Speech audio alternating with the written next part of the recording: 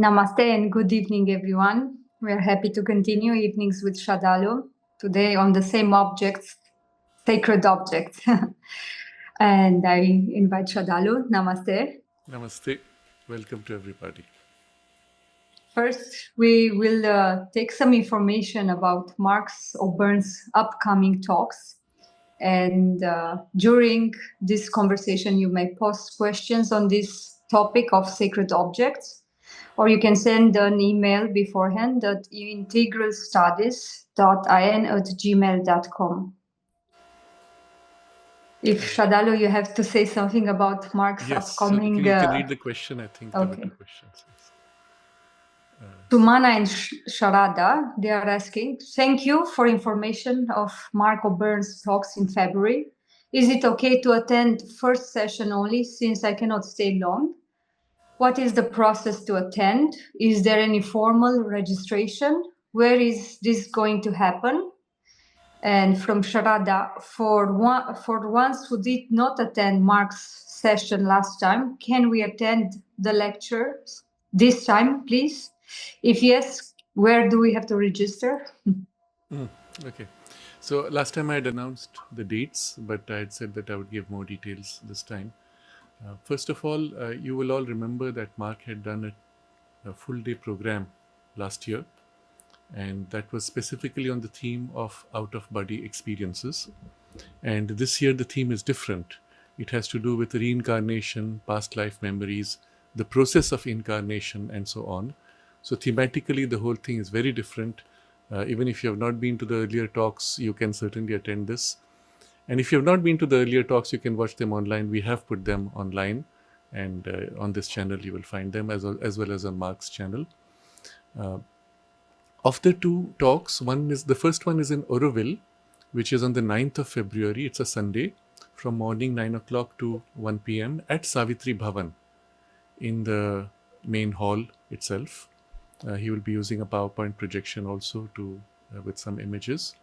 There will be a break in between, and that's for the Sunday on 9th. There the theme is reincarnation and past life memories and in-depth exploration. The second talk, which is like a thematic continuation but somewhat independent, is in Pondicherry on the 16th, and this is also a Sunday, morning 9 to 1 p.m. There will be a break in between where I think tea and biscuits will also be kept, because this is taking place in a hotel, Hotel Shenbaga. It is exactly the same hotel in which we had the talk last year also. All of this will be put up in a formal display and will circulate the poster, which should be ready in a few days. But this is all that the information is needed.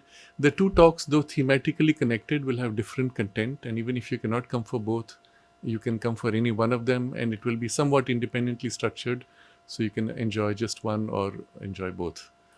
This is the intention, at least as things are now. The dates are fixed, the places are fixed, so this you can plan your schedules around this. In the discussions we had on sacred objects, the last two times that we have had, I would highly recommend for those of you who have not seen the prior sessions, please do watch those, because there we have built up a certain quantum of information, insight, perspective, nuances to these questions. And I would not take time to summarize, but broadly we had covered things like what is the mechanism by which an object is imbued with sacredness, or how does it transmit the sense of the sacredness, and different categories of gradations of consciousness, ways of transmission or invocation or infusion of sacredness, the effects they have, and then taken up a lot of very interesting variations on this. I saw last time in the chat box we had picked up a few questions, but what I noticed afterwards, many of you had deleted your questions. I would recommend for those, particularly there was one person educating who had deleted questions. I would recommend that you leave them on, because afterwards I go through the chat box and extract questions for the next session. So do leave them. It's worthwhile to keep them there. I think we will get into the topic. With the next questions. Yes. So we receive again a second letter from Shrivali. And she's writing, I would like to share that after hearing the topic of sacred objects, I have become more sensitive to objects, more so with the photos and the books of the Mother and Sri Aurobindo. I keep the books in my prayer room. Most of their photos are also in there. There are lots of them. The present sessions have touched me deeply. I have great reverence and love and take care of the photos and books, but despite all, something has changed. The way I relate with them now is really different, more deep. I'm questioning myself if I was more casual earlier. What have changed? Okay, I'll answer this first and we proceed. Yes, I'm very happy to hear this, and I hope something similar would have happened to many of you, which is the intention of this series on this theme. So one of the things I want to highlight is when we go in depth on any topic like this, and it's not merely informational content. It's not like what is the length of the longest river. You know the information or you don't, it changes nothing. The content here is more experientially based, and the nature of experience also is towards a spiritual sensitivity, experience, growth, evolution, etc. So to the extent that this content is received or absorbed or ruminated upon, dwelt upon, intensified, deepened in your own immersion, indwelling, thoughts, experience, becoming aware of these things, to the extent you're able to spend time and allow this to deepen, the experience itself should open in you and change you. And this is the consequence which we are seeing in the way Sri Valli describes the shift that has taken place. Just by the fact that you became conscious, oh, there is a sacred presence. Whereas earlier you have a fixed idea, let's say from a religious or a habitual point of view. This stone, oh, it's from so-and-so place, it was blessed or whatever, it's precious. That one is not. It's an idea. But the consequence of our discussions would have been now you're conscious there's a presence, which is what makes it sacred. It's not the stone in itself. And you start paying attention to, oh, there is a presence. Oh, I do sense it. The fact that you become aware of it already begins to amplify your sensitivity and awareness. Always remember, in matters of experience, the fact that you become conscious automatically amplifies and begins to open a gateway which makes you more conscious. As you grow more conscious, with consciousness comes sensation, touch, contact. With contact comes ability to change, influence, shape, modify, control. With that influence and control comes the ability now to develop more complete control, which leads you eventually to some kind of mastery. I'm making a very general statement. Awareness, contact, control, mastery in anything in terms of consciousness, in perception. For example, there are some of you who were asked sometimes, well, how can you develop your perception of inner sight or subtle sight? In itself, it changes nothing. It just adds one more dimension of perception or awareness. But let's say, suppose you notice, oh, I do notice, for example, above the head, around the head, oh, there's a haze, like as if the air is brighter, clearer, we would say generally the dense part of the subtle physical, like an aura. Oh, I noticed that. And you start paying attention. Oh, that's interesting. And then you pay more attention by noticing it on everybody around you as you pass, as you're walking, as you're cycling, as you're sitting in a car or bus or looking out of the window, you notice people passing by, you begin to pay attention. Just that, done over a few days, you will notice suddenly now this thing is much more vividly aware to you. And without making an effort, you're aware of it. And so you have amplified already what was otherwise a raw rudimentary perception where you needed to strain to observe, yes, I can see. Oh, if I pay more attention, I can notice there. And then you start paying attention. And after a few days, you notice without effort, you're aware of it. You're seeing it. You're noticing it, etc. And the whole chain would follow subsequently. So the fact that you become aware, the fact that you pay attention, the fact that you value, the fact that you cherish, builds a relationship with that line of experience and begins to open and deepen it. And with that, your sensitivity to those things now has grown.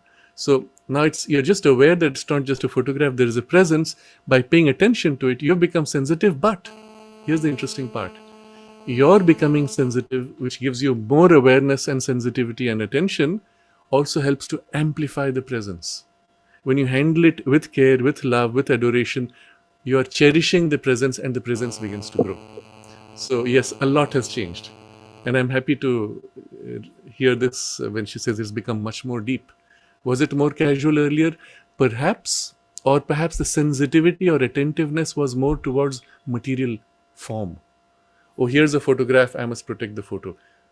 I did not think to feel the presence which is infused in the photo or around it. Now you've shifted your direction of priority and awareness, and as a consequence, everything has become more deep.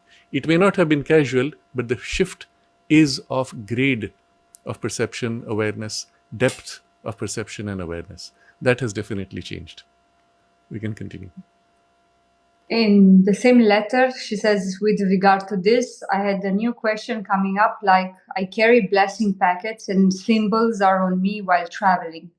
When I visit public toilets like in airports, I feel uncomfortable, but I do not wish to leave my bag out either in such circumstances. Is it better to wash the symbols when I get home and then place them on the altar? How do I treat my blessing packet, which is in the bag, which travels to wherever I go?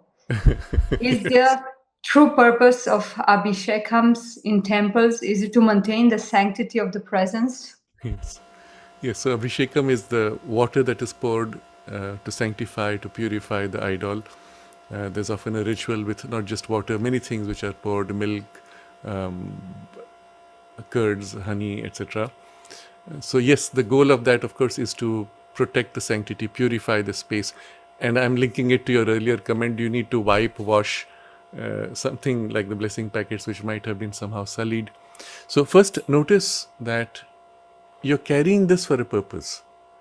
You're carrying them because you feel that the presence will be protective or that it will help you to maintain a certain state of continuity of consciousness, awareness, etc.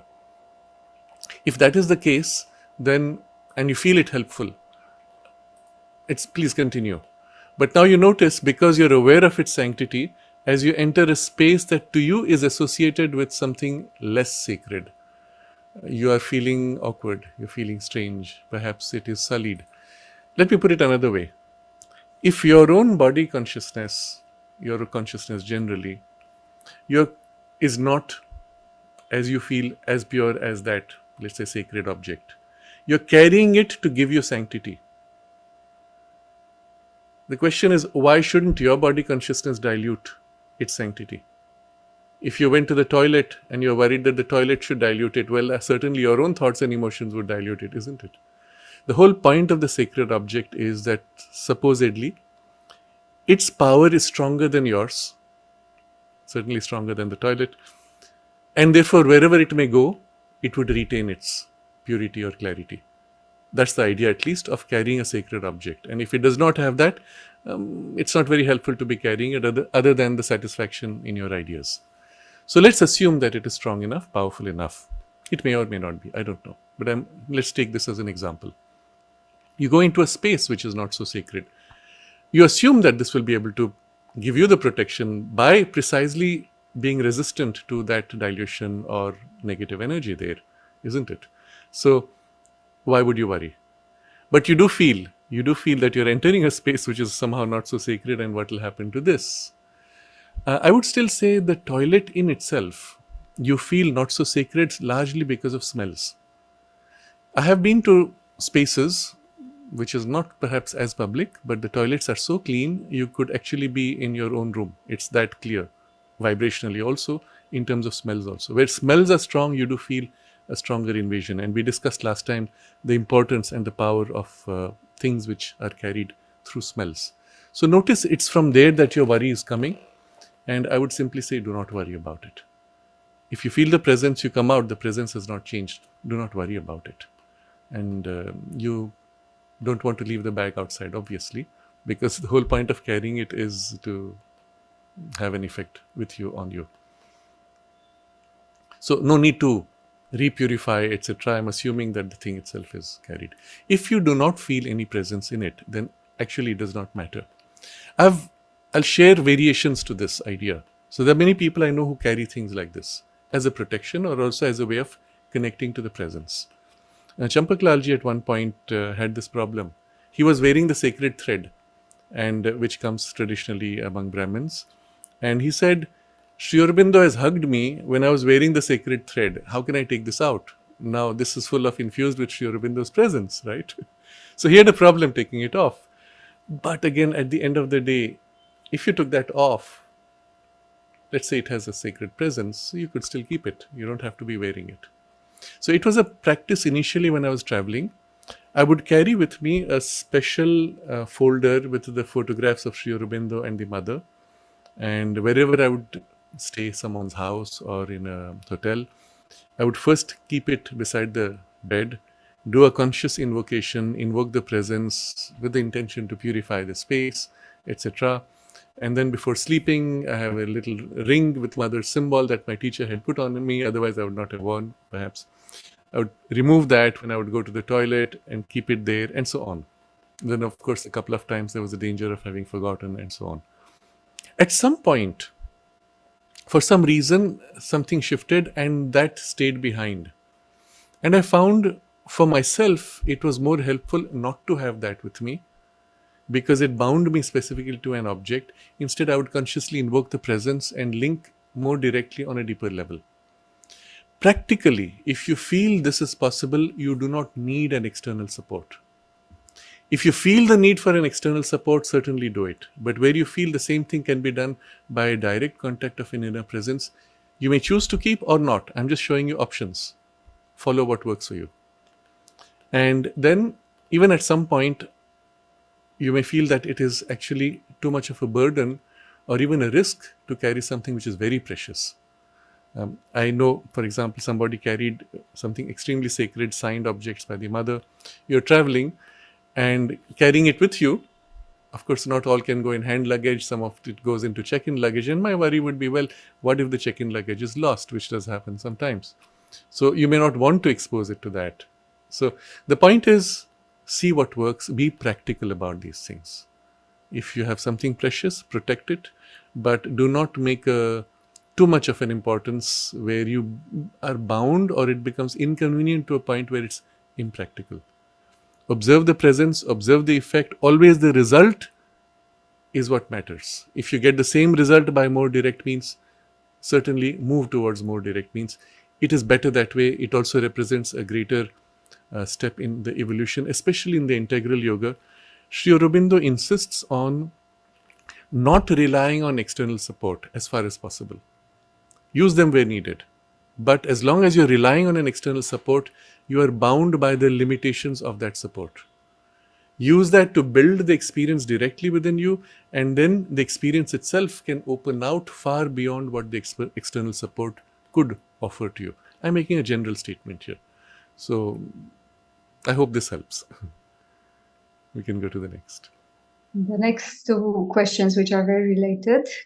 From Blue Lotus Mom, can you also comment on Mother's and Sri Aurobindo's pictures? And Revati is asking, Sir, in the photographs of the Mother and Sri Aurobindo, the eyes seem so powerful and so full of life. If that observation is correct, why is it so? Yes. So both relate to photographs of Sri Aurobindo and the Mother. Obviously, when a photograph is infused with the presence, its value is that much greater. As would be the case when the mother either would sign on it or would give it with a certain intention, then it's almost as if she's infusing something of her consciousness or Sri Aurobindo's consciousness, if that be the case, when infusing the consciousness, when giving the photograph. I do know, for example, that there were cases where some of our friends in a nearby country, there was a fire in their house, I believe, and the fire had gone up to a point and there were the photographs of Sri Aurobindo and the mother. The fire stopped just on that edge. Interesting. And for them it was obvious that there was a protection which was acting there. Yes, this does make a difference. Again, you need not always be conscious of it. If the presence itself is there, you will feel it, or the effect will be there to whatever extent. There are also, and I've seen this, photographs where the quality of the print is so bad that you almost don't feel the presence. The object may still be infused, but the print quality in itself does not carry a strong enough radiance. So if the object has not been infused, the image itself would have an effect. But if the image is very poor, you cannot feel the vibe. You will remember when the mother first was shown a photograph of Sri Aurobindo, it was from a newspaper, and I think it was Paul Richard who showed that photograph. She looked at it and she said it was such a poor photo you couldn't feel the vibe. There's an important observation. So it does not mean just because it's a photograph that there will be a vibe. An infusion in the object would be different from the spontaneous radiance that would come in the imprint of the photograph itself. They're two different things. Of course, both can be present. But when the print quality is bad, the effect also that much is diluted. One can still connect. You have to as if make an effort and try to feel what is behind, and then you can get to a point where you can touch the thing behind. But it's difficult and does not happen spontaneously. The photo does not spontaneously radiate. So let's say we have a good quality photograph. There is a spontaneous radiance. It may or may not have been infused additionally. So yes, it makes a difference and it will have an effect. If you did it consciously, let's say you're going into a new space, you're going to a new house, and often we do that as a ritual. You install the presents, install the photographs. You go to the space where you're going to do the prayer. You take the photos, place them, and then consciously invoke the presence. Or you have an idol, I'm generalizing. You have an idol, you consciously invoke the presence. At the point where you're doing it consciously, there is a presence brought down, but to where? Again, the intention makes a huge difference. It may be just that space. And this is the technology. I will call it a technology of consciousness. You can consciously infuse there, but that consciously choose for it to radiate and spread all over into the flat or the house. This is important. When you do it consciously, it makes a difference. I remember my teacher had, on certain occasions, where people had invited him to sanctify the house, a housewarming ceremony or whatever term they used, or house opening ceremony. He did an invocation in the prayer space, and then he took a lamp with camphor lit, held in a bowl, and he went walking through each room, specifically through each, as if corner of each room. But you could walk around, or you could step into the room and with your consciousness as if extend the influence all around. Depends on your skill. If you feel that you can do that, that's fine also. Extend as if in consciousness, that influence, and room by room, as if you fill, extend, and you come back to that central place where you have done the invocation. The idea being that what is invoked now here is concentrated, but its radiance, influence now fills everywhere, intentionally. If you happen to be in a house which has a perimeter, a garden surrounding, well, I would even say extend it all over, so that the entire boundary wall becomes now the, let's say, limit of what is invoked. So all of this, I'm generalizing from the original question, but you understand, the principle is the same. You invoke in the photograph, from that point on, you'll feel a difference. We mentioned this last time with the example of the Sri Ram temple. So this comes to then Revati's comment that the eyes in the photograph are so powerful and so full of life. Is this observation correct? First response is, well, if you have felt it, it's true, isn't it? But interestingly, you don't feel it equally in all photographs.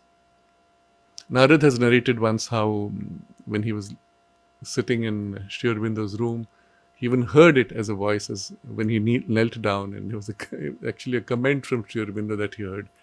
I don't remember exactly. It's good for the body, something like that. But I've had other people. I remember this lady from Auroville, when she was coming for the talks in Savitri Bhavan, she said, I sat for my birthday, I sat in Sri Aurobindo's room, and I looked in the photograph, and he was smiling and the eyes were blinking. And he smiled, and the sense of movement. My own experience, of course, not just here, when I went to Ramana Ashram, there are several, let's say, sacred spaces there. There is a main hall where he gave darshan. And then just next to it, there's a well, and next to that is the room where he lived, which is now a meditation room in silence. There you have his bed, and there's a large photograph. It almost looks like a painting, I don't know if it's a photo that's been touched up or it's painting. I do not know.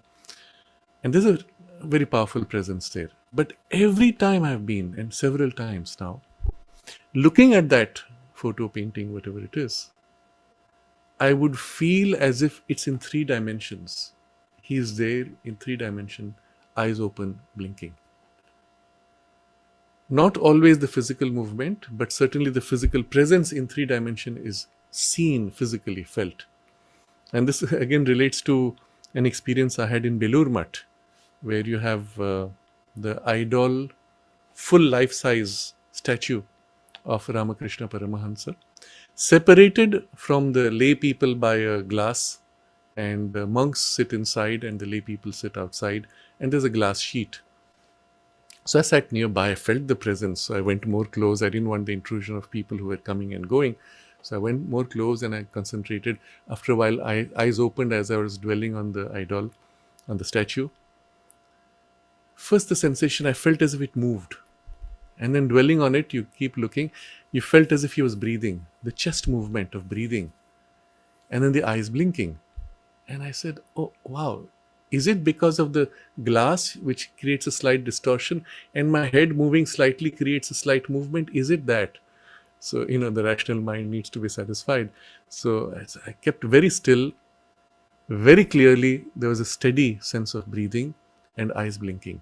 Now, the first time I came back and narrated this to my mother and others, the next time I went, I said, maybe that was an exceptional experience, but it was exactly the same experience. But so I come to the real point. So the first time after I'd been there, I was still going around, and then I came to the museum of Swami Vivekananda's things. And interestingly, there I found a quotation where Ramakrishna Paramahans had said to Swami Vivekananda, wherever you install me, I will be physically present. Something, words to that effect. And then it was mentioned there that Swami Vivekananda himself had installed that statue. And of course, it made a lot of sense. So there is literally or nearly materially densified presence of Ramakrishna Paramahansa, as he promised, installed by Swami Vivekananda. And you feel. Now, I mentioned this to a few of my friends. I said, you go there, you sit there and keep staring at the idol. And tell me what you notice. Now, I didn't say more. I did not bias them. And it did happen that one of my friends, Ramesh Patel from London, he said, I saw, he moved. I saw, his eyes were blinking, he was breathing. He had the same experience. Of course, if you're aware and you look for it, you might see it more easily. Remember, it's the quality of attention that you give makes a big difference to cut through what may be like a first layer of materiality, rigidity through which you're looking, through a screen like a veil. You look through the veil to the presence, and that's all there is to it. Perhaps many of you have had such experiences also. But the point is, where the presence is held, one often has this experience that the eyes are conscious, and you as if someone is looking through them. And the presence, of course. Now, I'm going to come to something a little disturbing out of this, because it's important to understand how this works. If this can work with a positive spiritual presence, it could also work with other things. So this is the idea of a temple and the idol, where you consciously invoke by some occult process, ritual, the presence of the deity. So in India, there is this whole complex science of temple installation and rituals, where the goal is to be able to bring down a powerful presence of the kind that you want, but without dilution and mixing with some other presence who might come inadvertently, and not allow people's junk that is thrown often at the idol to accumulate and allow another presence to come and seize and hijack this place. So there is a renewal process also. You remember Mother's observation that she saw in France, in one of the very famous churches, that it was not at all a divine presence, it was a spider-like being who was sucking the vitality and energy, even of the devotion of the people who were coming to that church. Well, that's a hijack, isn't it? Sanctity was not maintained. There are actively places where they put an idol which corresponds to something people think is spiritual, but their presence invoked is something very different. But it can also happen that it gets hijacked. So in the temple ritual science, first there is an idol, it's empty, you carve it, it's nice, you invoke the presence, now it's living. But then you have to protect the living presence, you have to purify it, regenerate it, and so on. So depending on temples and traditions, there are variations on it, but the principle is the same. Typically in some of the larger temples, every 12 years they will regenerate the presence by as if re-invoking and installing. I've spoken about this in some detail. I will not repeat the incident I've narrated where I asked the priest the whole technology, how do you do this? And he gave me an explanation. It's in one of the earlier talks in the discussion with Narad, where he describes what happens when he holds the water through which the presence is transmitted, how it's invoked and transmitted, and the effect on him when he holds that. Like the sun being lit up. Some of you would remember. Please do watch that episode. It's very interesting. But the point there is you have infused a presence. Now the presence and the quality of presence infused could be of different kinds. So in some of the temples you will see there are the guardians outside. There are secondary idols around. So if you go, for example, to a Shiva temple, you have also Ganesha's idol and Kartikeya's idol and perhaps sometimes Nandi idol. If the temple is properly done, you have not only invoked the principal presence, but also these secondary presences, you have done an invocation. So something of the Ganesh consciousness to the extent they were able to invoke. Now, I am going again perhaps say something controversial. In many temples that I have seen, the central presence is very pure, but these secondary idols are not. Either they are empty or there's something not very high. And often it is associated with the quality of desires or greed or wish fulfillment type attachments of people. And often there's a little priest sitting there who's taking money and doing transactions for whatever wish fulfillment. And my theory, let's say hypothesis, is that these were added later or that the maintenance was not correctly done for them. And so there is this not so nice atmosphere, but it can still be in the premises of the big temple. And then there are places where also in the secondary idols have a presence, but it makes a difference. Do not just assume because it's a picture or a form that is of some deity that specifically that deity is present. Often even through such means what is invoked is the vital representation or the vital projection of that deity. So Sri Aurobindo takes trouble to remind us, Kali is not Mahakali. Mahakali is golden. Kali can be dark, black, etc. But even within that, there are lower aspects of Kali in the vital worlds and sometimes quite low, quite uncomfortable even to engage with. And they would still be called Kali. So just be careful that you don't go by names and words, go rather by quality, or names and forms, go rather by quality of experience. But I'm going to take a little further an experience I will share from somebody who will necessarily now at this point go nameless. She was trained and had experiences of many of these things. And she was sharing this experience where in the tradition where she was, one of the things they had done in their temple, they had also put certain dolls. So these were commercial dolls which were purchased, like child size, large size dolls. They were placed in their temple, and in the doll itself, they invoked a special protective presence.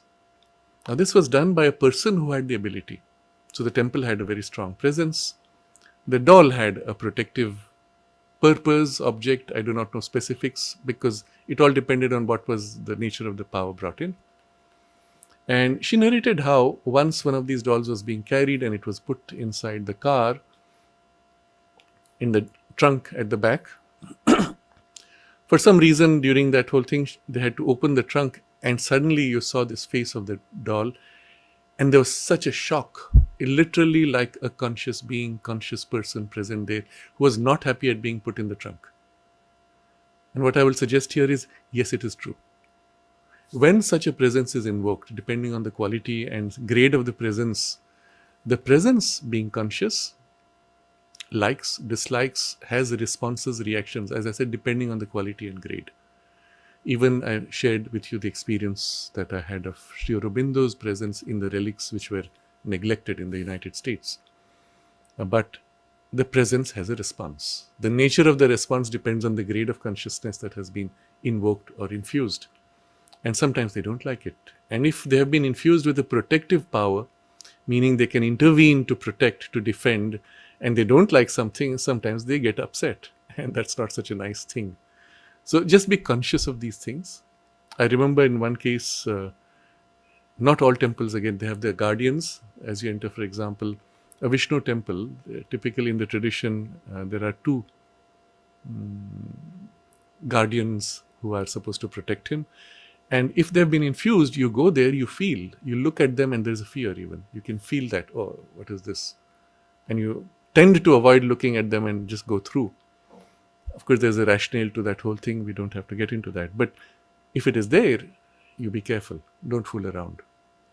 I had on several occasions, while taking a taxi to go to Chennai airport, the driver will stop at some nearby temple on the roadside, which is to pray for safety of the journey. In several cases, these were temples of a very low grade. The presence inside was extremely low. Had I been passing by, I would not even have looked. But the driver has stopped, the car is in front, and he's going to do a certain offering, prayer, obeisance, and then come back. I'm feeling this repulsion. And I have to hold back my reaction, because I know that if I turn around and make a comment or even a thought which is a criticism, these are beings, they have a force, they have a power, a vital power, and which they're extending as a protection to this person who's asking for the protection. If I make a comment in thought even, it's not going to like it, and it may even harm or withdraw its protection, or even go the reverse way. Hey, you, if you think like this, I'm going to show you what I am. So they're petty, they're small, but they can be powerful, they can be mean. You just don't fool around with it. If you sense it is like that, I just keep myself in a state of calm, equality, and even respect. It may not be reverence because it's not spiritual, but I respect the power. I respect that they're helping this driver who has asked for the help. I don't ask for the help. I don't engage with it, but it's a respectful distance that is maintained. When I felt it, where I don't feel it, perhaps it doesn't matter. But this is just to tell you that the principle itself can extend to all kinds of things, and you will feel in the idol or the image or the object even that it's conscious, and there's a response. So coming back to more happy experiences, yes, you have seen in the eyes of Sri Aurobindo and the mother that presence, yes, it is full of life, it is conscious, and it is a gift when you have that contact. Now what can happen, and here's the interesting part, not everyone may perceive it, but if someone has stood before that photograph, it's a freshly bought, there's no special presence there other than what is radiating from the image itself, and a person has dwelt on that and dwelt on it for many, many occasions over a few weeks, months, years, literally have drawn out as if, and by the respect and love that you have consecrated, it has built up an intensity of presence. Those photographs which have been used with that actually you have invoked unintentionally or intentionally that presence. You will feel that even people who have not felt, who are not sensitive, will come there and say, on this photo I feel it more strongly, that one somehow I don't feel it more strongly, I don't know why. So this is just to understand the rationale of these kinds of experiences. We can go to the next question. From Maida, just as a comment, just use gloves when counting dirty banknotes. Karma will be won. So this was from last time's comment when we were talking about use of banknotes which are dirty and the vibes that you feel, and you don't want to be affected by that because you're touching it. And I had spoken of the oils, smells, which can also carry strongly the vibration. So his comment is in that, well, use gloves and you will be unaffected by the karmic content of it. So my response to that would be partly, not entirely true. So when you use gloves, for example, the oil transfer is not there. The smell transfer is still there. The presence of the environment will still be present. So if the banknotes are associated with some, let's say, soiled vibrations, you will still be exposed to the vibration. So again, here the problem is because we are used to thinking only in material terms. So what do you do for bacteria? You wear gloves The gloves have insulated you, so the bacteria touching the gloves will not touch your fingers. And you are clean. You later remove the gloves without touching the surface. You do it from here, remove the gloves, throw them, and you are unaffected by the bacteria. That's the theory. And maybe it's true for the physical component of the bacteria, but it's not true for vibrations. You hold an object. If it has a strong, let's say, nearly material presence, subtle physical, let's say, sacred, positive, negative, doesn't matter, whatever. If you wear gloves, it makes no difference to the presence. You can feel it at a distance. Why? Because it radiates. But the radiation does not stop with physical objects. It passes through them. So it passes through your gloves. It reaches your fingers. You come close enough, it will come and you will feel its density through the gloves even. The only part it will insulate you from will be its most material grade of substantiality, which it may or may not always have. So, for example, in a spiritual space, you could cover yourself with plastic, let's say the equivalent of gloves. You enter the spiritual place, you will still feel the presence because, well, it goes right through the gloves, right? So, the only thing you would do is you would not catch contact. During the COVID time, we were told not to touch the samadhi and so on. The idea being, well, if someone has sneezed or touched with fingers and they've infected, you touch, you will catch the infection. Or maybe not. There were many who said, no, the presence here is so powerful, it will dissolve that negative vibration even. Is it true? Yes, it can. But again, if someone is just touched and you touched immediately after, did it have enough time to dissolve? I don't know. So this is a part I will not comment. But the idea being, at a most material level, wearing gloves might perhaps insulate from that, but it will not insulate from the general subtle physical vibes which penetrate through everything. And so that was just as an observation from Maida's comment. We can go to the next. From Teki, if the prasad is from a place where there's a negative presence, can it cause harm to body or to mind? Yes, in continuation of what we have discussed, the grade of consciousness infused will make a difference. If the grade has a negativity, it will affect. So I'm going to go a little bit of it. We've already touched this before, but I'll go deeper into this question with an angle which is a bit disturbing, but you should know how this works. You will recall the discussion we have had in the series of the theme Current Affairs, especially the first 4 or 5 episodes of Current Affairs.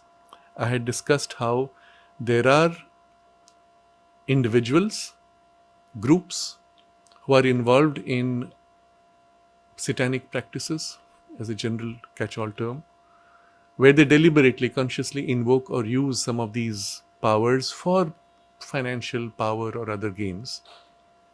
And in such cases, they have an allegiance to that, and they have to fulfill its demands in return.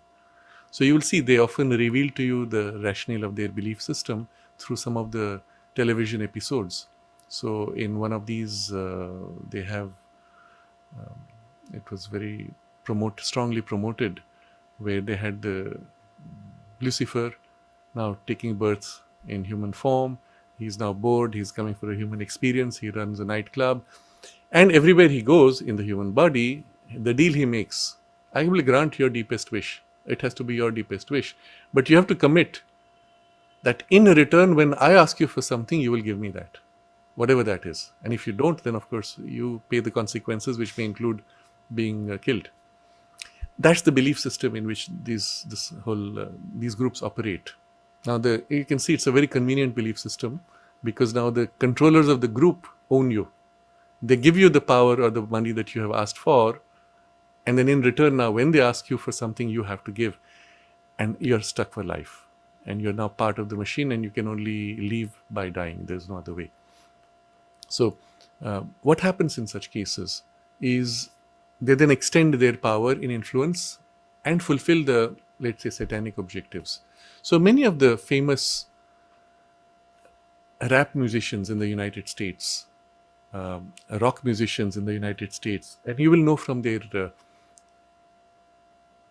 from the lyrics what they are. And many of them had committed to this in return for fame and promotion and wealth, whatever form it took. As a result, in their writings, they had to push this. But there's more to it.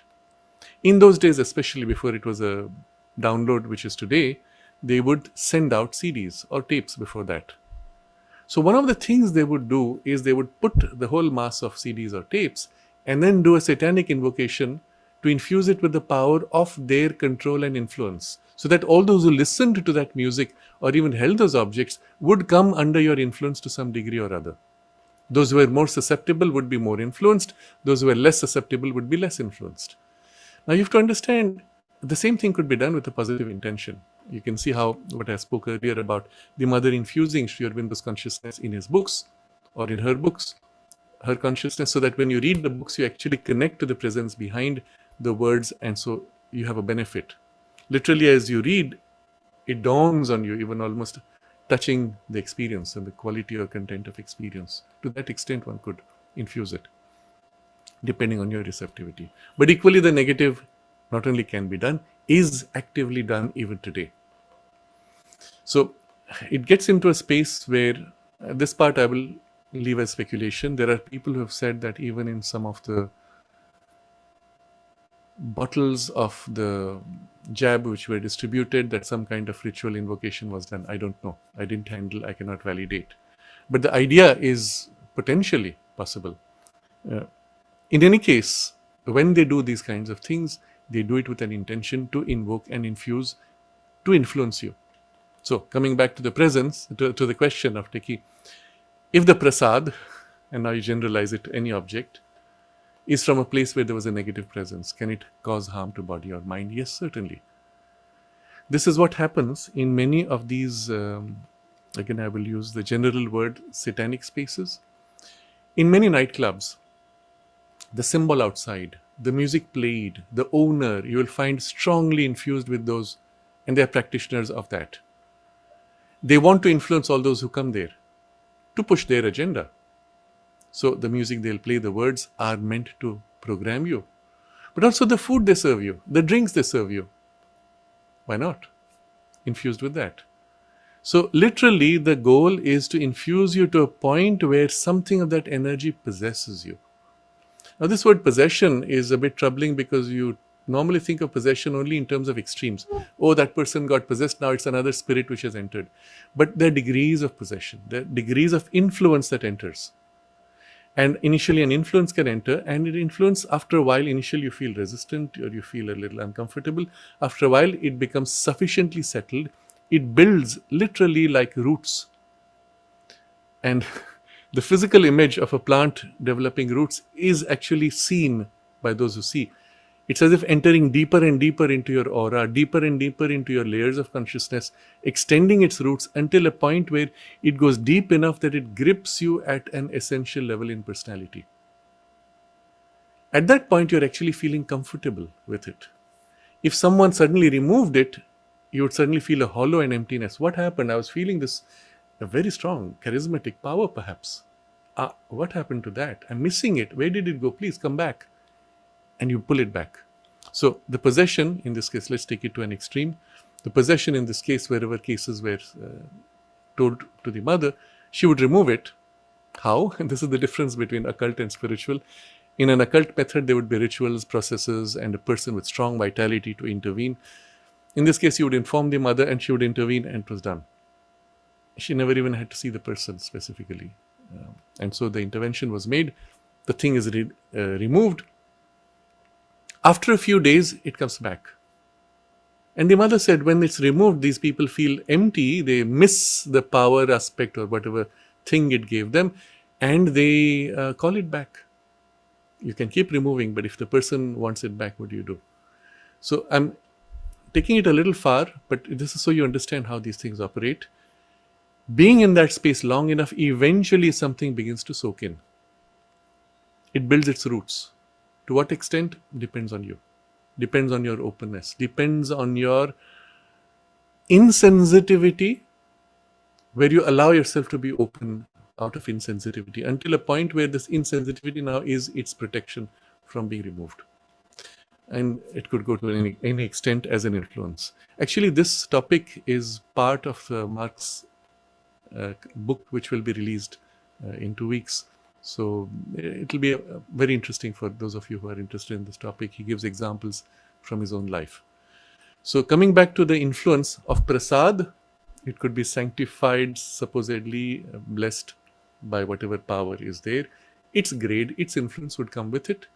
It could be after an extreme negative done by people or even by powers with an intention, and you will feel. That's why develop your sensitivity and trust your sensitivity. Where you feel something is not okay, you do what you can. You remember observation of this term abhishekam, or wash it. If you feel something is mixed, wash it. And then see what you feel. Take it to the next level, which I've described last time. If you're not sure, leave it in a sacred space. Allow a higher sacred spiritual influence to now invade, dissolve, neutralize, or even replace. If you feel it. If you don't, perhaps it doesn't matter. I don't know. You can go to the next. I just reminded now that someone has made for me, supposedly was like an invocation or like a blessing, and I was vomiting actually then after.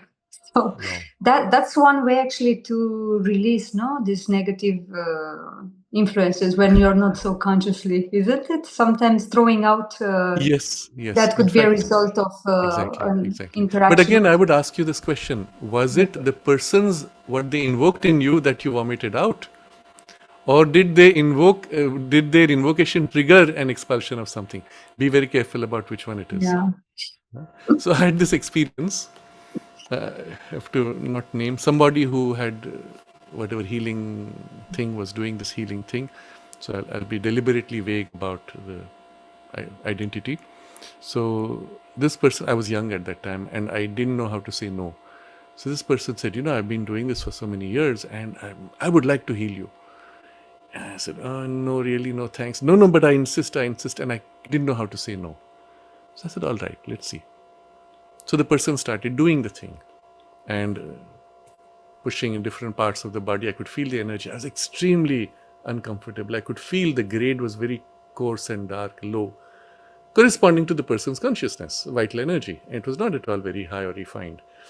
And I was beginning to suffocate already. And then at some point, the person put the hands in front of my face as if to do something here and pump energy there. I was literally vomiting. And at some point afterwards, I don't remember specifically, I did vomit, I threw up, I was very sick for 3 or 4 days until that whole thing was washed out of the system. And then finally I was free. I came back to myself. But it was actually the person's invocation which the whole system was reacting to. Another case I would name, somebody had actually stirred drink. It was some juice or some syrup in water, and stirred and concentrated to put force, and then gave to me and my mother. We had both drunk out of respect. Afterwards, both of us vomited. We didn't know why we vomited. Then we checked notes. What did we drink? What did we eat? Oh yes, it was this, and it was the force. And the person said, I put my vibration into it. So so the question, what do you feel? Can you make out which one was it? Was it the invocation that you vomited out? Perhaps, yes. Probably, yes, probably. So be very careful. Even when people came to heal or invoke, it's not always safe. What are you opening to? And if you feel uncomfortable, just avoid it. Especially even when someone does a massage or a healing, a lot of their energy comes into you. Observe the comfort that you have towards them. If you feel uncomfortable, just politely refuse and avoid it.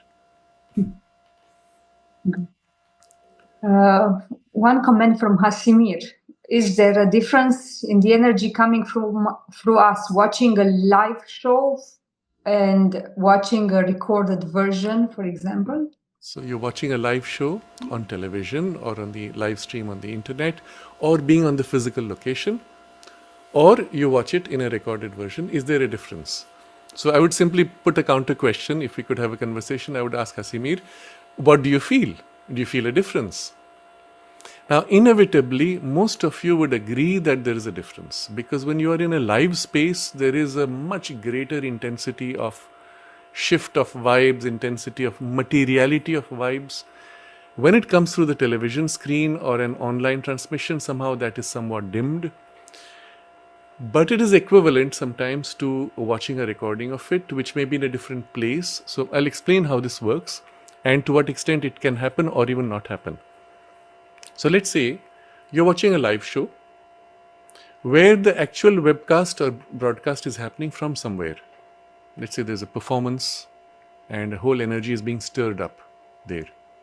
While you're watching it and it's happening live, there's a typically 5 seconds, sometimes 10 seconds gap between events. Nevertheless, the fact that you tune in to what is happening on a deeper level, you have tuned into the active presence that's being stirred up there. Positive, negative, irrelevant. You have tuned in. It affects you. So when you're watching live, even at a distance, through such means, the extreme density of materiality is not present, because also you have the counter effect of the place you are at. You are at home. So the space you have has a stronger material priority.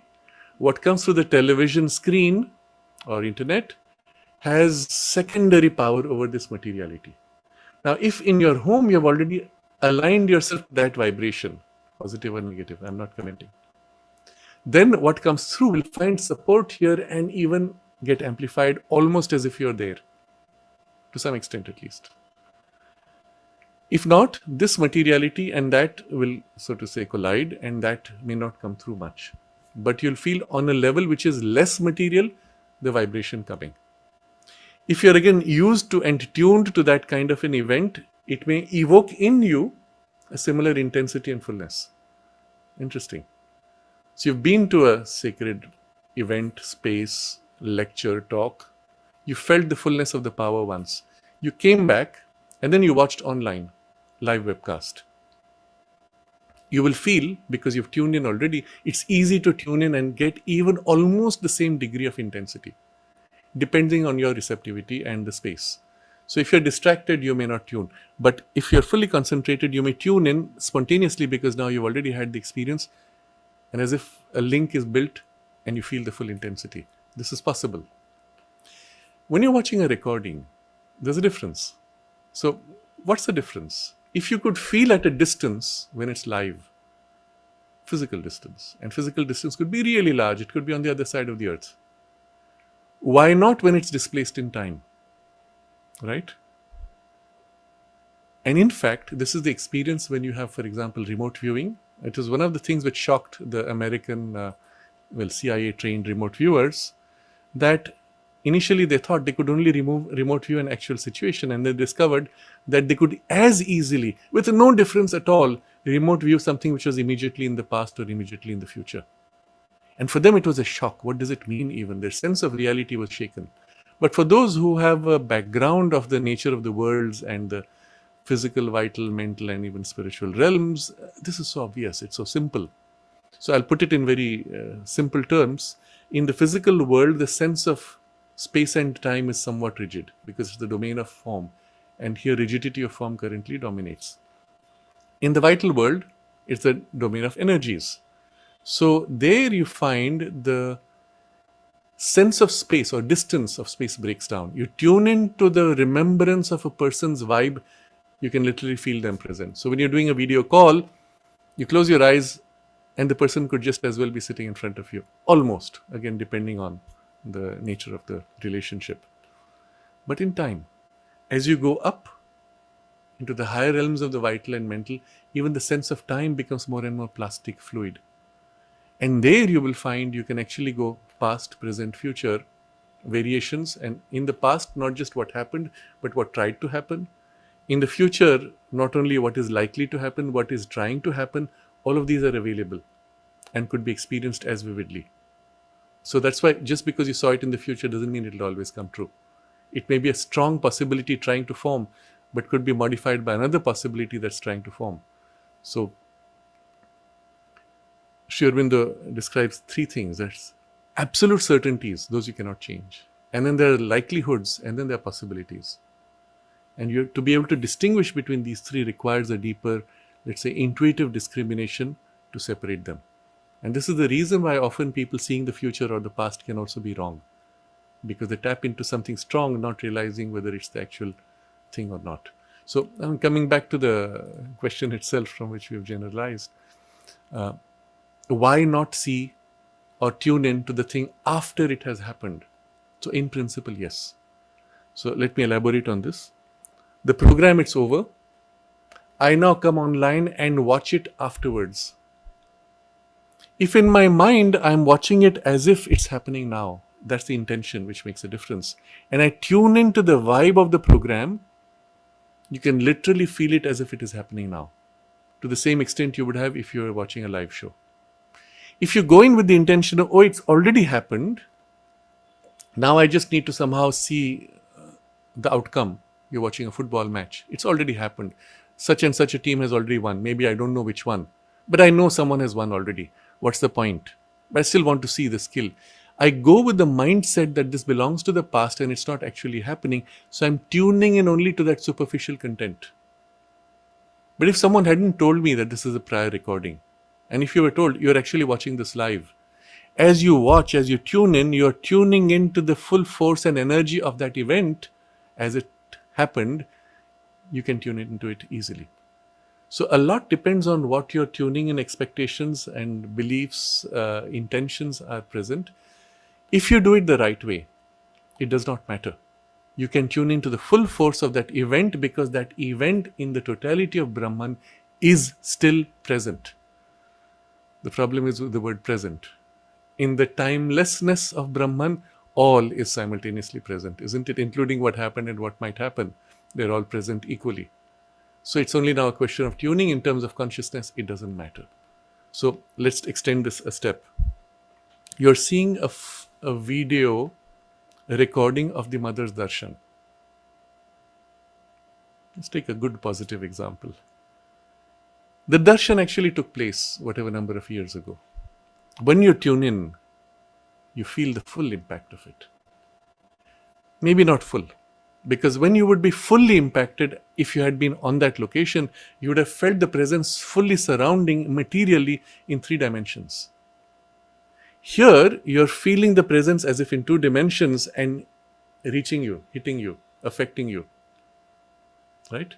So, to that extent, there's a reduction, but the density of it, the intensity of it would be the same, or could be the same depending on your degree of receptivity and tuning in. But wait, there's more.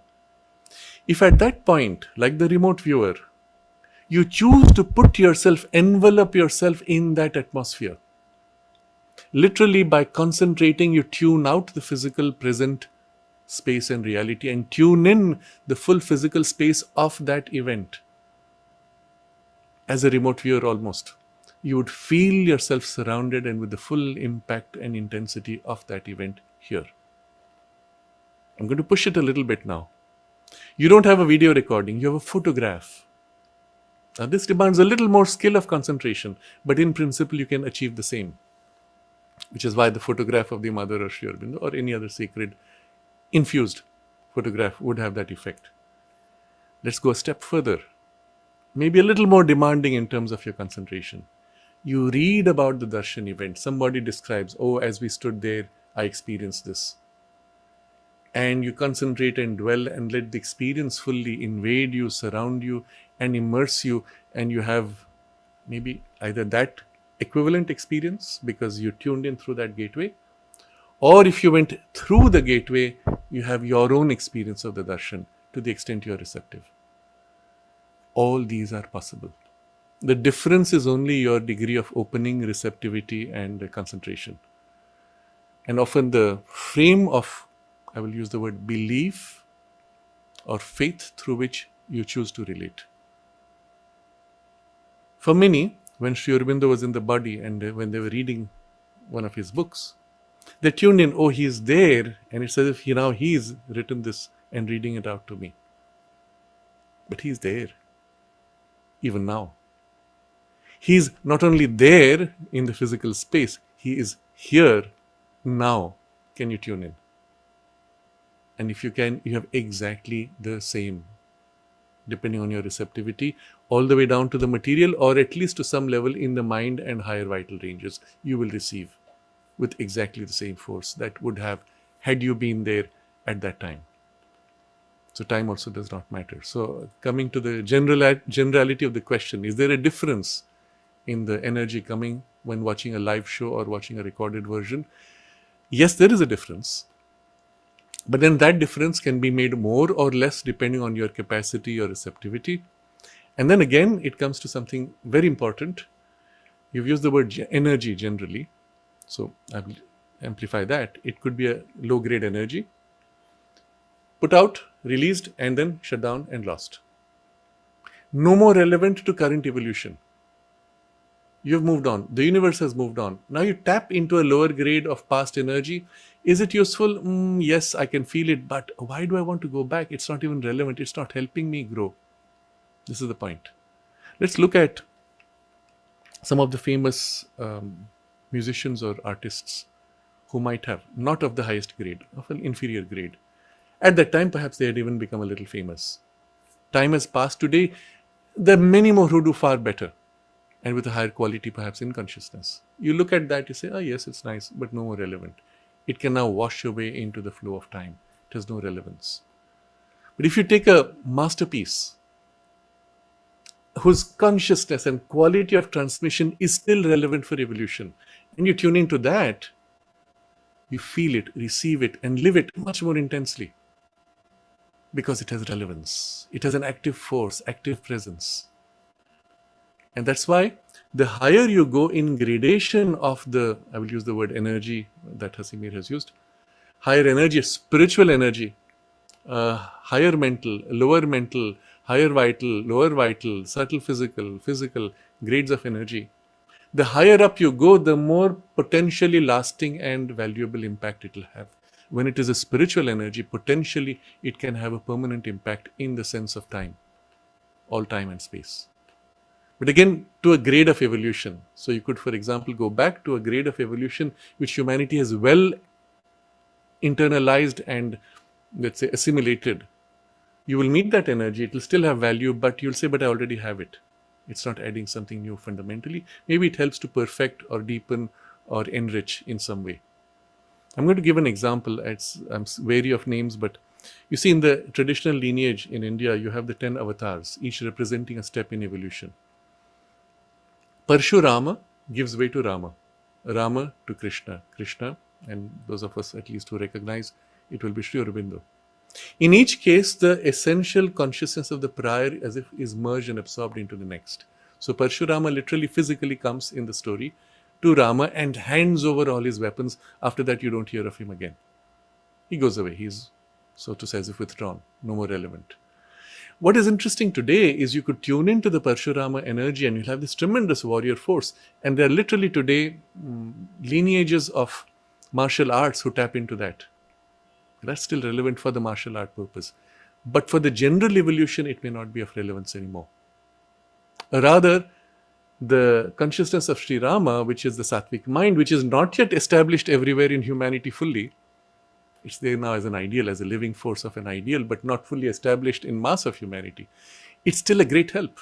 And then whatever else that he brought with it, the love and compassion and etc., they're still relevant. And so you still have Rama worshipped because of the relevance. Parshurama, not so much, except to those who have a very specialized need for that grade of power energy that he manifested, which of course is still relevant for that now a specialized role. Think about it. It's interesting. So when, I'm coming back to the question, when it is a spiritual afflatus, a spiritual teaching or transmission, you can watch later. If you tune in the right way, you will feel, receive even the same import. It's my intention, my hope, my aspiration that the kind of themes that we are covering here, especially because they come from a spiritual perspective and inspiration also of Sri Aurobindo and the Mother, as we dwell on it, it will be relevant even after many years.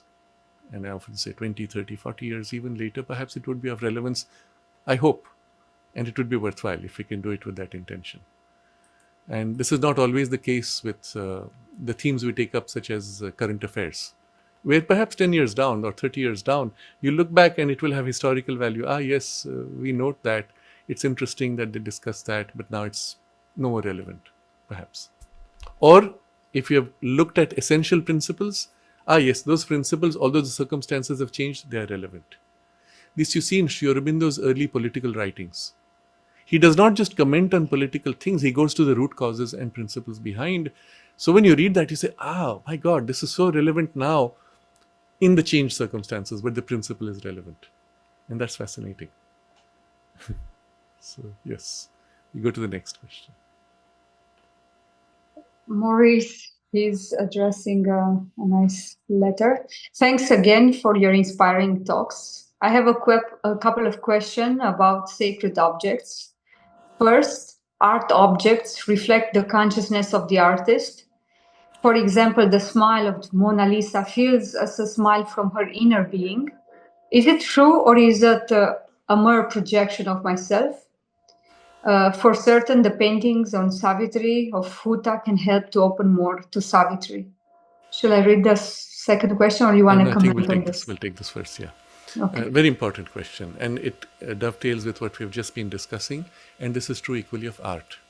Remember, art, like a live program or lecture or presentation or event, is an expression manifested now in a material that is physically fixed. You've drawn a painting, sculpture, whatever form it takes. And as with any other manifestation, its origin, source of inspiration, and then its link from origin to the form, and then the completeness or perfection of the form. These are the three things primarily which would matter. Into this, you could say the element of the consciousness of the artist. Even if there's an origin, the artist may mix in his or her own consciousness. I'm going to share this. It's a bit embarrassing, but it was a very famous artist in the ashram, no name, and she, no identity, had made a painting of Sri Aurobindo, and it was work of many months. The form was very good. We looked at the eyes, and all of us felt it was the eyes of the artist. Someone commented and said, eyes are just like yours. And the artist was a little upset and said, I've deliberately put the maximum amount of time on trying to get the eyes right. Interesting.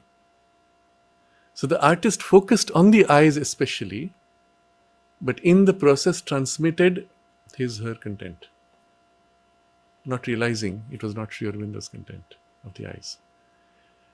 So, although the original inspiration would have started, what you put in the process because you were too much in your consciousness.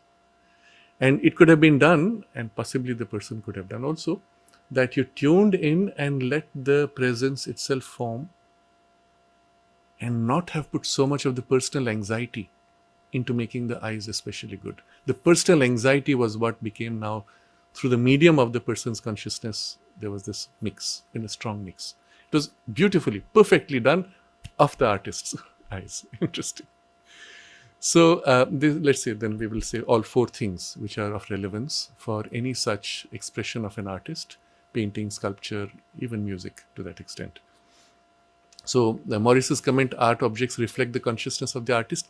Yes, but they also carry the consciousness of the origin of the inspiration, not just the artist. So this is the mistake we would make. To the extent that the art is reflection or an expression of the artist alone, it would have a limited value in time. To the extent that the artist has reached out and as if caught a piece of eternity. Now, I think this is a phrase, Sri Aurobindo has a phrase similar, unfortunately don't remember. You catch a piece of the eternity. In Savitri, he uses this phrase, a branch of heaven transplanted on human soil, words to that effect. But literally, catch a piece through the intuition, through the inspiration, whatever form it takes. And to that you have given a form, even imperfectly. It will be a masterpiece.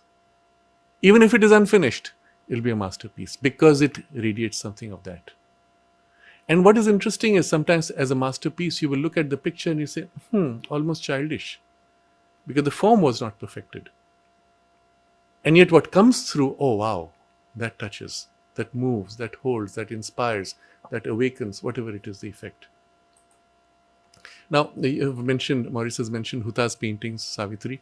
You have this, you see this very clearly. You remember, mother taught her from zero. So obviously her initial paintings were less perfect in form. Mother herself would draw, sometimes initially begin the paint process and then have her join in and merge and complete it. And more over time, she did a handover. As Huta's own skill and transparency of manifestation became more and more complete and perfect, Mother was doing less and less until she would just draw in pencil and then all the coloring would come from Huta.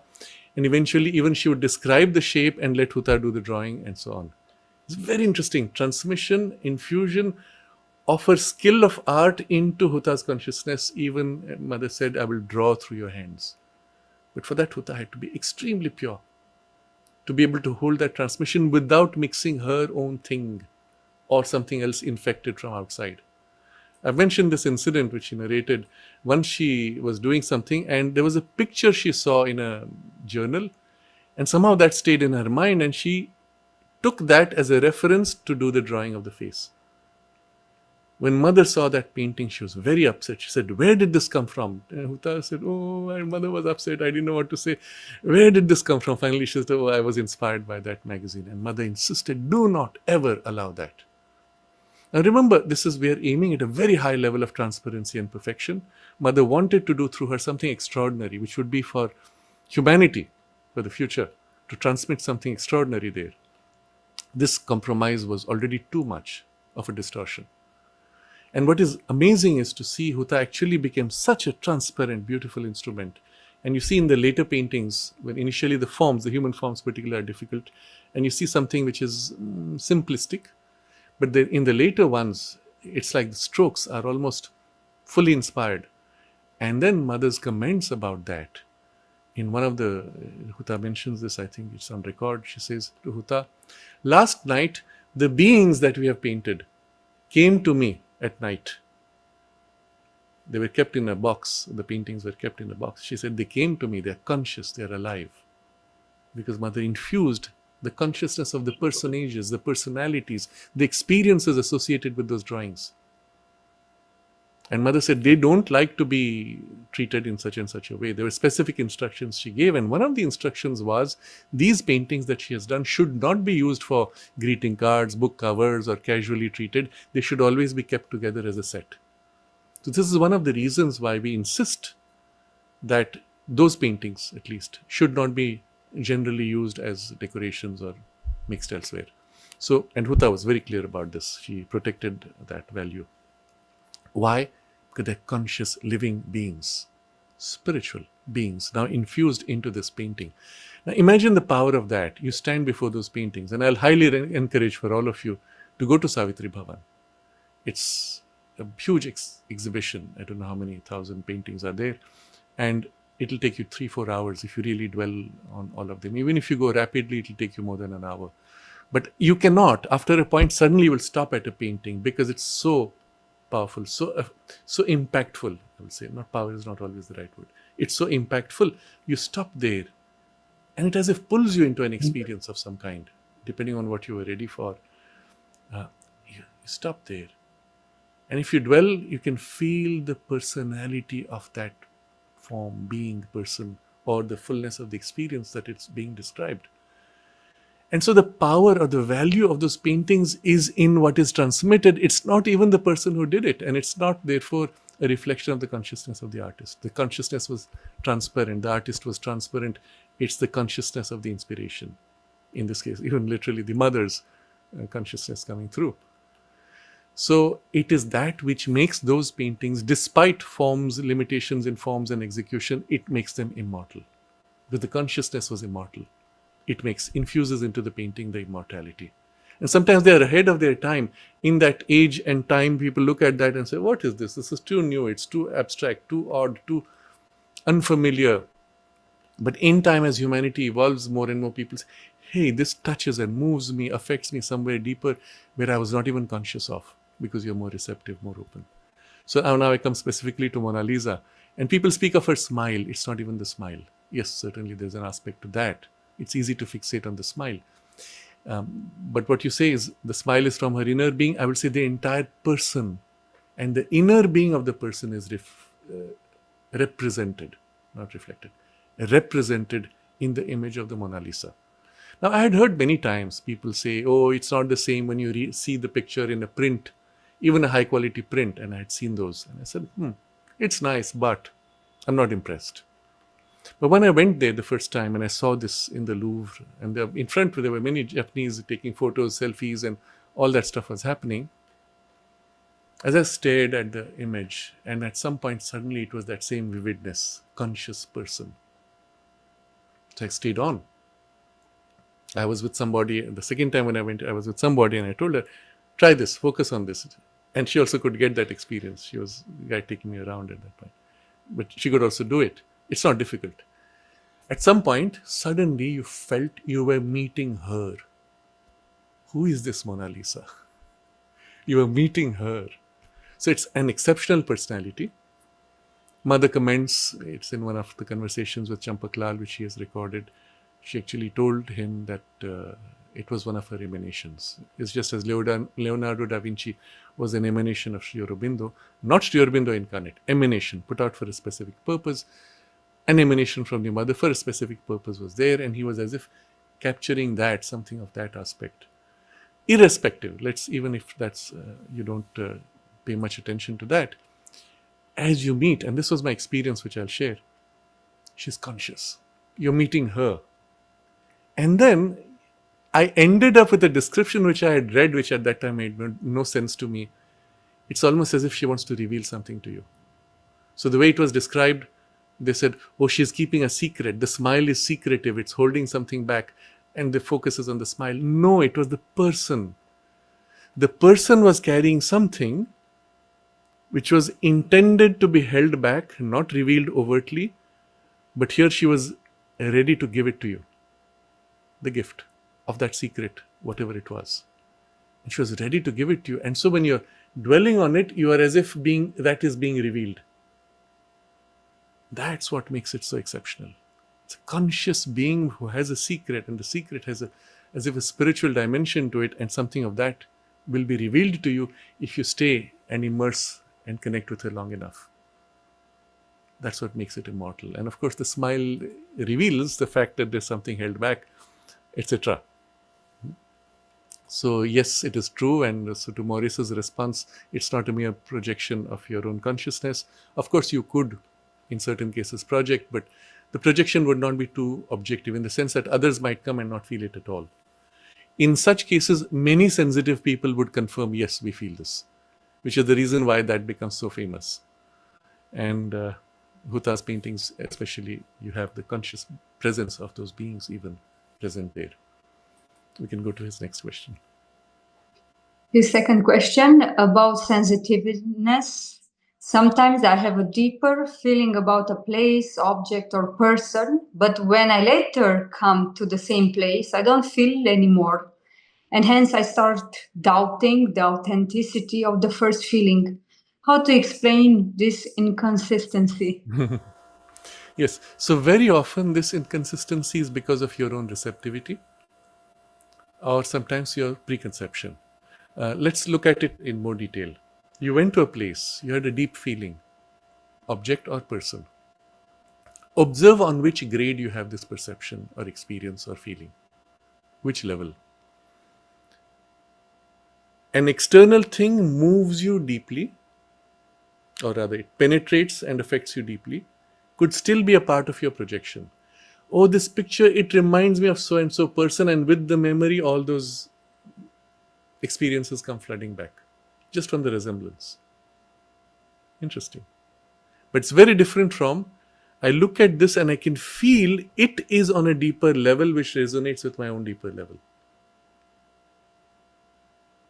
And there you notice this. It resonates on this level, in this part, in this grade of consciousness.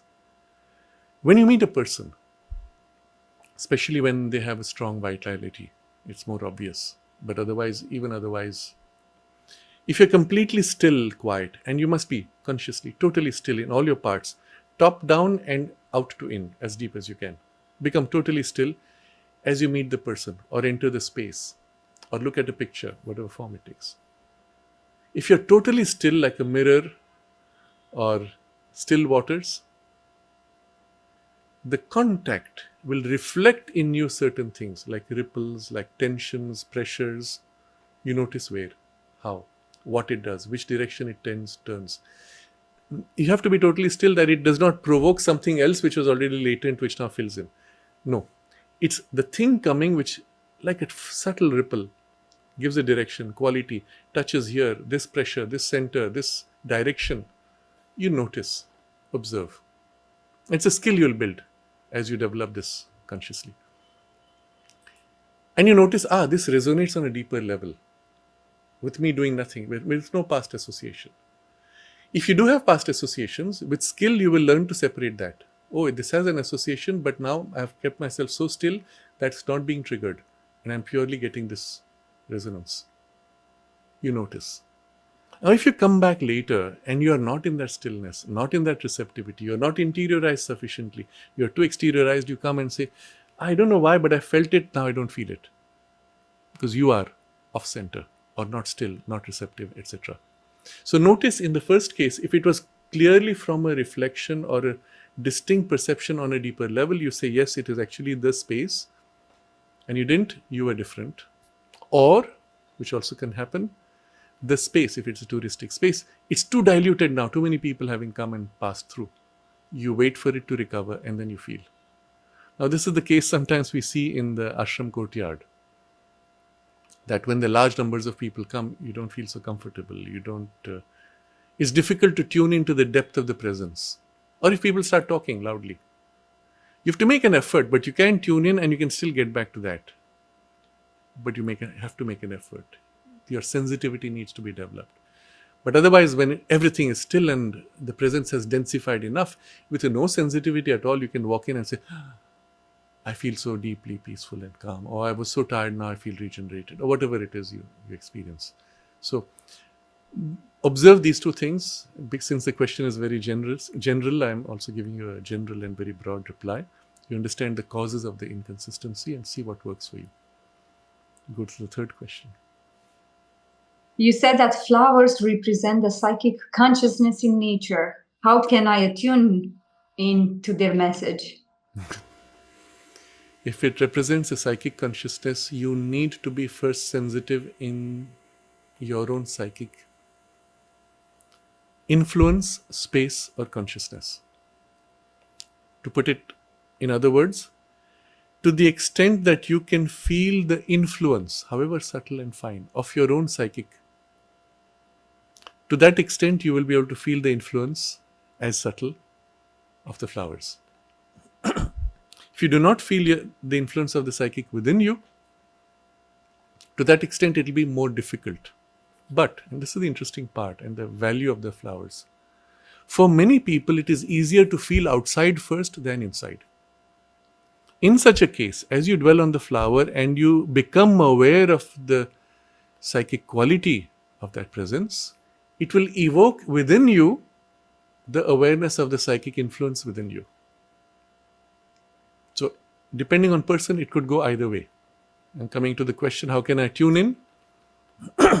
First, tune into your presence within you of your psychic. Be very careful, do not confuse that with sweet, fine, and quiet, calm, still emotions. Those are emotions. They are not psychic essentially. They may be mixed with the psychic, but still it's a mix. As long as you have the mix of the psychic, it's difficult to feel in the flowers.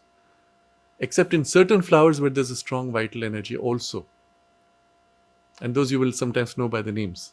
But in others, it's difficult if you are mixed. So you have to become very still, feel the purity and stillness of the psychic influence in you, quietly centered in that. Then you dwell in the flower, on its presence. You'll feel a certain quality. Now, it doesn't mean you can become aware of, or you can give form to it. This is a special skill that the mother had, that she could feel and actually find words to articulate. Sometimes Narad records, she didn't always give a name. And then later she would give the name. Because when you have the vibe, how do you describe in words something which is essentially outside the domain of words and form? It's a quality. But then, and that's where the skill, you let the presence itself reveal and the words form, and yes, this describes it. It's primary quality, but it's still in a very generic way. There are other secondary, tertiary which relate to that primary quality. And you don't have words. You would have to write a whole sentence or paragraph or whole chapter if you wanted to describe everything. So, in any case, it starts with first you becoming subtly conscious of the subtle psychic pure stillness, not mixed with emotions. Alternately, for some, and in my experience at least, those are in a minority. Those who feel within are more in a larger majority. But you could be in that minority. You don't feel inside you. But as you hold the flower, as you dwell on it, something within you becomes very still, quiet, and you begin to feel that it is very soft, subtle, almost like the subtle fragrance. But in the fragrance, maybe you use this fragrance as an entry point. As you dwell in it, something within you becomes still, quiet, pure, and it deepens. And you feel that vibration. So it's an outside-in experience. You feel it in the flower, and then in you it causes an equivalent shift. Hold this, stay with this. Again, you may not be able to turn into the words. The advantage we have is that the mother already gave you the names. So if you take the name that she has given, you can even use that as a reference to feel that quality. And it helps because it already orients your mind in a certain way. But I would say more than that, initially, just hold, feel, let that stillness and purity and subtlety and softness invade you. Let it evoke from within you. Let this link form where from deeper within you now what is evoked helps you now to feel more directly. Let this become an exercise of deepening into the subtlety, refinement, and essential purity of the psychic influence. We're not speaking of the psychic being, just the influence. And build the familiarity of that influence. Once that happens with one or two flowers or species of flowers, you'll find you can easily extend it to others. And at that point, you will start noticing the difference. I feel this vibration here. I feel a similar quality of vibration there, but there's this difference. Now, you don't always have words, but you feel qualitatively. And then you look up the meaning and you say, yes, I can see how this would correspond to that in words. And that's how you'll begin to validate in the mother's, from the mother's description. You'll validate in your experience the distinctiveness. So it's a whole sadhana one could take up in this way, and you'll find it extremely helpful for those of you who so feel inspired or who find yourself spontaneously relating to flowers on this deeper level. And it will help you then to awaken to your own psychic presence. And once you have that, you hold the flower, you hold the state within you. And then if you know the meaning of the flower, also you turn in aspiration with the sense of the meaning of the flower now reflected within you in that turn in relation to the Divine Mother. Remember, the flower turns in aspiration to the divine. Physically, in the physical world, it turns to the sun, which represents the divine. But the same vibration in the psychic presence within you turns to the divine. That's the spontaneous relationship it has with the divine of one of self-giving, belonging, or being a part of the divine, or being a child of the Divine Mother. These are the natural relationships. So dwelling in that state, you turn and stay in that. And if you are aware now of the name, the quality, perhaps you notice that quality. You may choose to dwell on it or don't force it. Let it, so to say, emerge, which is a superior way. Let it emerge, dwell in it, and let it grow. And maybe another flower with a different quality, dwell in it, enjoy this.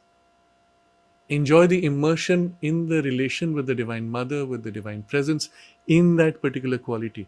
And you look at the flower and suddenly you will feel in this state how perfectly the shape, color, form, perfume of the flower represent that quality. You will feel it. It's almost as if a condensation of that thing which you're experiencing.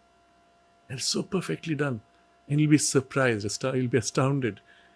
It's literally a crystallization of this psychic grade of vibration, presence, consciousness, and relation with the divine. If you can take it to that point, you will recognize how the mother named those flowers, but also the importance of that name and what it represents. And then if you can at that point, perhaps if you have developed a sensitivity, the flower will reveal to you much more, even of its, in terms of experience, but also of its uses and even perhaps its medicinal uses, etc. I mean, that you can have without the psychic touch. You can have that purely from a vital level. But here it will be from the psychic on, you'll have the fullness of all the things that it is and represents and expresses of that vibration of the psychic presence, which now it can nourish you with amplify, grow in you. And so it can be a sadhana in itself when done in this way. So I'll leave you with this suggestion, and it would be a good point for us to pause. There are many more questions which continue on this, which we will take up next time, which will be probably the last one on this theme. Let's take a moment to dwell on this in aspiration, the relationship with the flowers, with the psychic presence, with the Divine Mother, and how the flowers can be such a support for us. The Mother named more than, I believe, 800 flowers in this way. And you'll see a rationale associated with the colors, with the forms, with the shapes, with their functions, etc. But remember, those are secondary to the pure consciousness of the psychic, pure vibration of quality. If you can learn to become conscious on that pure essential level of quality, its expression in form would be obvious, but also you'll acquire the power literally to manifest something of that quality in form, in life, express, invoke, evoke in your life. So it can be a very precious relationship and means in the sadhana. And maybe for now we will just stay in this aspiration. Maybe your own psychic being is your flower deep within you. You are the flower perhaps as a whole being, and you turn to the Divine Mother in a quiet aspiration and self-giving.